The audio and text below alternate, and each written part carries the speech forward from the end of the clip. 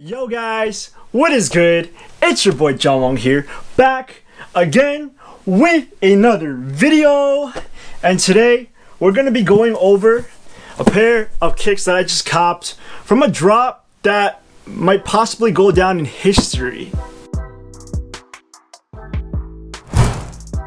Alright, so I know I have not posted in the last 3 weeks. The first 2 I was on vacation, and then the third week I was just so busy that I really did not have a lot of time to post. I've also heard that YouTube just lowered their requirements for those who want to get monetized. It's no longer 1,000 subscribers in order to earn money, but now you can just get 500.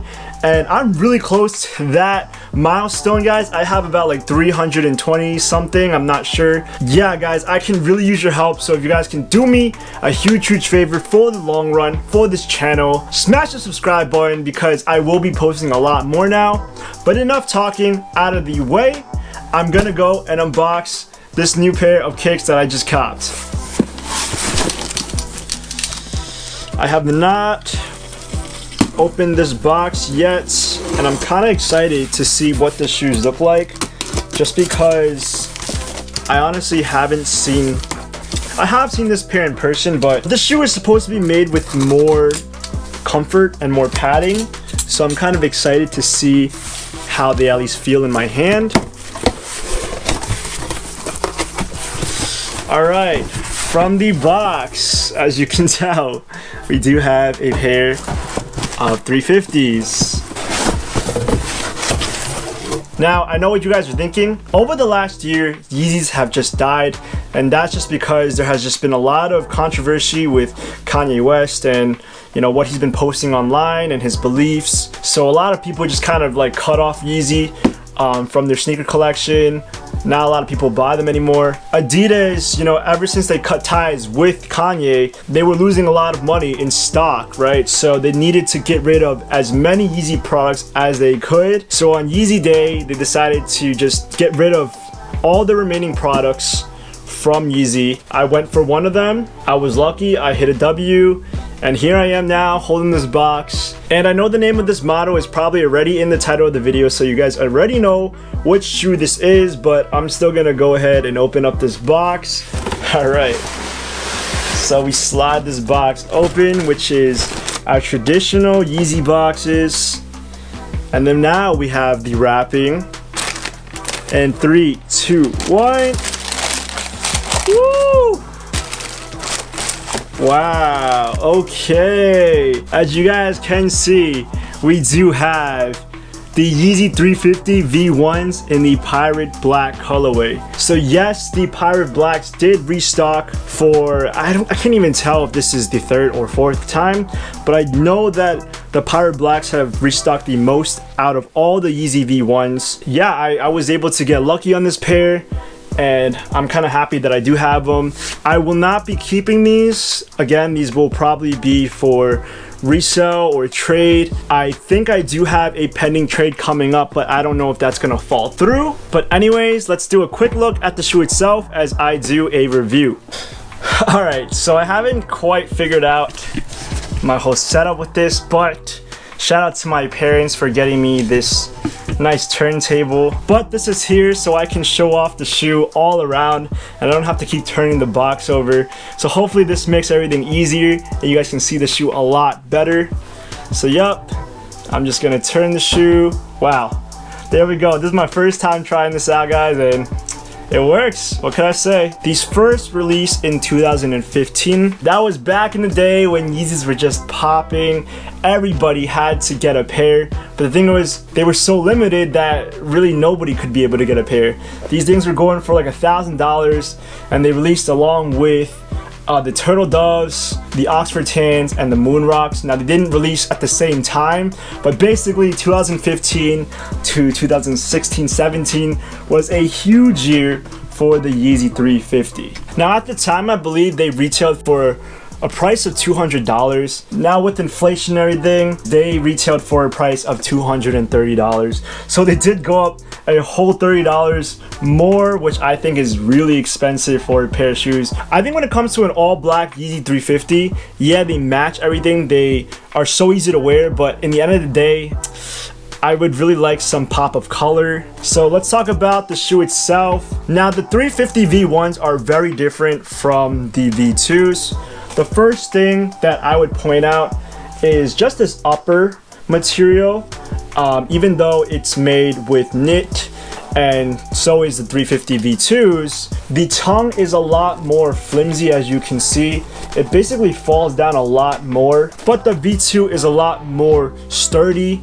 You know, the tongue is a lot more thick, so it does stand on its own. Especially with Adidas just retroing the sneaker. With the 2023 pair, it's very different from the 2015 pair because there's a little more padding on the ankle area, which I think is a plus when it comes to this shoe, just because yes, the V1s are a little more uncomfortable than the V2s.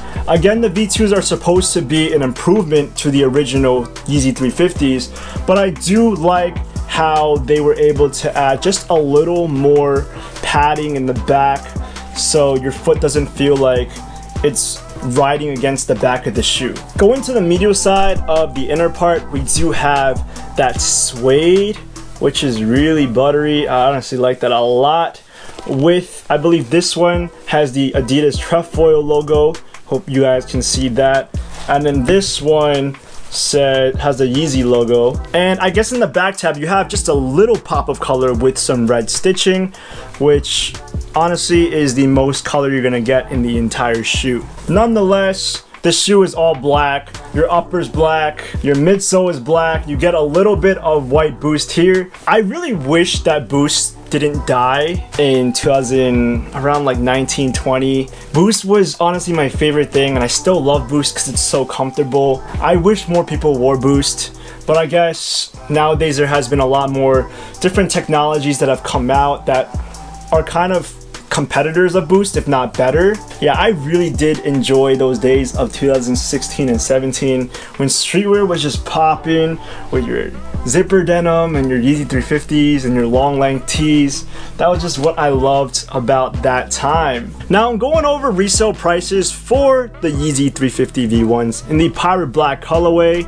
They are reselling for a price of $330. Now honestly, if you're a reseller and you're trying to resell Yeezys, first of all, you pretty much won't have as much luck as people did back in the day selling Yeezys. They would probably make like maybe $400 to $500 per pair, but you are making about like $100 over retail price, which is still good nowadays. When it comes to Yeezy 350s, you're basically not making any money. After fees, you're really breaking even or even losing money.